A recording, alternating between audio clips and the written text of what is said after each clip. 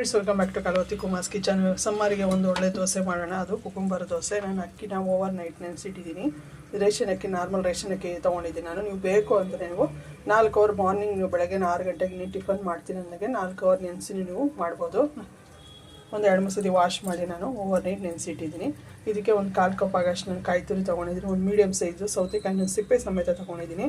1-2 ಹಸಿಮೆಣಸಿನ್ಕಾಯಿ ತೊಗೊಂಡಿದ್ದೀನಿ. ಒಂದು ಸ್ವಲ್ಪ ಶುಂಠಿ, ಒಂದು 1/4 ಟೀ ಸ್ಪೂನ್ ಅಷ್ಟು ಜೀರಿಗೆ, ಮತ್ತು ಸ್ವಲ್ಪ ಕೊತ್ತಂಬರಿ ಬೇಕಾಗುತ್ತೆ, ಮತ್ತು ರುಚಿಗೆ ತಕ್ಕಷ್ಟು ಉಪ್ಪು. ಇಷ್ಟು ನಾವು ಮಿಕ್ಸಿ ಮಾಡ್ಕೊಬೇಕಾಗುತ್ತೆ.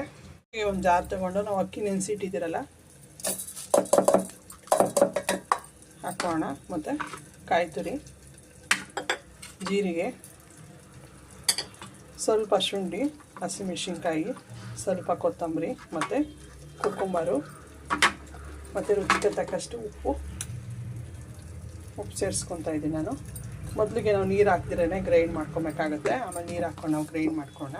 ಫ್ರೆಂಡ್ಸ್, ನಿಮಗೆ ತುಂಬ ನೀರು ಹಾಕ್ಕೊಂಡು ರುಬ್ಕೊಳಕ್ಕೆ ಹೋಗ್ಬೇಡಿ. ಸ್ವಲ್ಪ ಸ್ಟಾರ್ಟಿಂಗ್ಗೆ ಸ್ವಲ್ಪ ನೀರು ಹಾಕ್ಕೊಂಡು, ಯಾಕಂದ್ರೆ ಸೌತೆಕಾಯಲ್ಲಿ ನೀರಿನಂಶ ಇರೋದ್ರಿಂದ ಸ್ವಲ್ಪ ನೋಡಿ ಈ ಥರ ನುಣ್ಣಗೆ ರುಬ್ಕೊಬೇಕಾಗುತ್ತೆ. ಇವಾಗ ಒಂದು ಬಟ್ಲಿಗೆ ಸೇರಿಸ್ಕೊಂಡು ನಾವು ನೀರು ದೋಸೆ ಒಯ್ತಿರಲ್ಲ ಅದಕ್ಕೆ ನಾವು ಇನ್ನೊಂದು ಸ್ವಲ್ಪ ನೀರು ಮಿಕ್ಸ್ ಮಾಡ್ಕೊಳ್ಳೋಣ. ತೆಳು ಇರಬೇಕು. ಜಾರಿಗೆ ಸ್ವಲ್ಪ ನೀರು ಹಾಕ್ಕೊಂಡು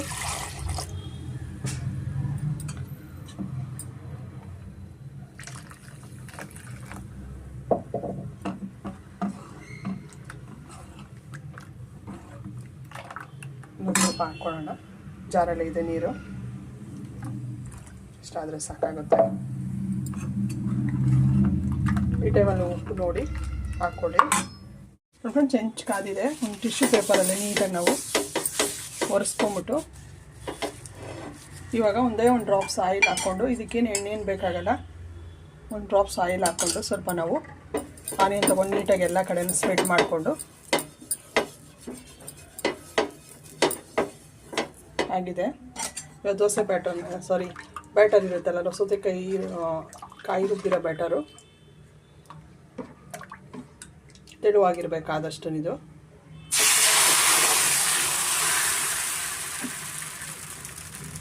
ದೋಸೆ ಥರ ಇದು ಉಯ್ಯಕ್ಕೆ ಬರಲ್ಲ ಇದು ನಮಗೆ.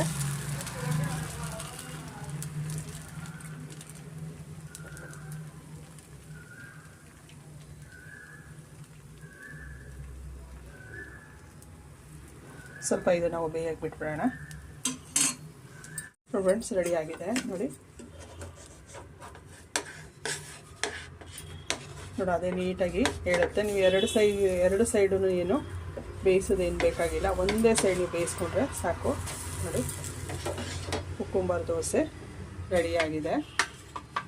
ಇನ್ಸ್ಟೆಂಟಾಗಿ ನೀವು ಬೇಕು ಅಂದರೆ ಅಕ್ಕಿ ನೆನೆಸ್ಬಿಟ್ಬೇಕಾದ್ರೆ ನೈಟು ನೆನೆಸ್ಬೋದು, ಇಲ್ಲಾಂದರೆ ನೀವು ಮಾರ್ನಿಂಗ್ 4 ಅವರ್ ನೆನೆಸಿ ಮಾಡ್ಬೋದು. ನಾನು ಇನ್ನೂ ಒಂದು ದೋಸೆ ಹಾಕ್ಕೊತೀನಿ, ಹೆಲ್ತಿ ದೋಸೆ. ಇದ್ರ ಜೊತೆ ನಾನು ಒಂದು ಆನಿಯನ್ ಚಟ್ನಿ ಮಾಡಿದ್ದೀನಿ, ಸರ್ವ್ ಮಾಡ್ತಾಯಿದ್ದೀನಿ. ನೀವು ಒಂದ್ಸತಿ ಟ್ರೈ ಮಾಡಿ, ಹೇಗಿತ್ತು ಅಂತ ಕಮೆಂಟ್ ಮಾಡಿ. ನಿಮ್ಗೆ ಇಷ್ಟ ಆದ ಲೈಕ್ ಮಾಡಿ, ಶೇರ್ ಮಾಡಿ, ಸಬ್ಸ್ಕ್ರೈಬ್ ಮಾಡಿ ಫ್ರೆಂಡ್ಸ್. Thank you.